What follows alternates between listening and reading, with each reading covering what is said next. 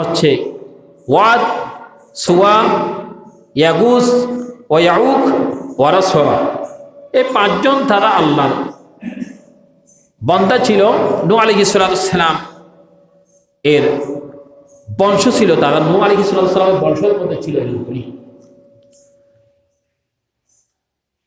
এই পাঁচজন আল্লাহ তাআলা এই লোকগুলো ছিল, তারা দুনিয়ার থেকে চলে গেলেন। তখন শয়তান তাদেরকে ধোঁকা দিয়ে শিরকের মধ্যে, গুনাহের কাজের মধ্যে তাদেরকে শামিল করালেন। বলছেন তোমাদেরকে শিরিক এবং বেদাতের কাজের মধ্যে কিছু করতে হলে তাদেরকে কিছু প্রথমে শিক্ষা দিতে হয়। এই শিক্ষা করে তাদেরকে দিয়ে গুনাহের মধ্যে জড়িয়ে ফেললেন। এটা চলে গেলেন। এরপর হচ্ছে শয়তান তারপর নতুন জেনারেশন একটার পর একটা, প্রথমটাতে বলছিল যে কি এগুলা তোমাদের খুব ভালো মানুষ, এদেরকে স্মরণ করা।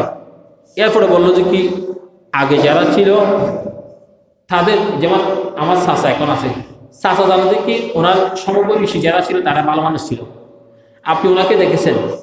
কারণ আপনার যখন ইন্তেকাল করলেন বা আপনার সমবয়সী যারা ছিল তারা যখন ইন্তেকাল করছে, আপনার ছেলেরা বা নাতিরা তারা বলল যে এরকম শয়তান আপনার ছেলেদেরকে ধোঁকা দিয়ে ওই শিরিকের মধ্যে জড়িয়ে ফেললেন। বলছে আগরগুলা অলি ছিল কিন্তু ঠিক আছে, তাদেরকে আমরা পূজা করতাম, মানতাম, শিরিক করতাম, এরকম করে তাদের শিরিকের মধ্যে তাদেরকে মিশ্রিত করে ফেলেছিলেন। এই জন্য নূহ আলাইহিস সালামের জাতিরাই, এরপরে জাতিরাই তারা সর্বপ্রথম শিরিক এবং পূজাগুলি সব সময় তারা করেছিলেন। লম্বা ইতিহাস সময় না থাকাতে আমি এই বাকিগুলো বলতেছি না। এরপরে 2 নম্বর, এই নূহ আলাইহিস সালাম যাওয়ার পরে আরেকজন জাতি ছিল, তিনি হচ্ছেন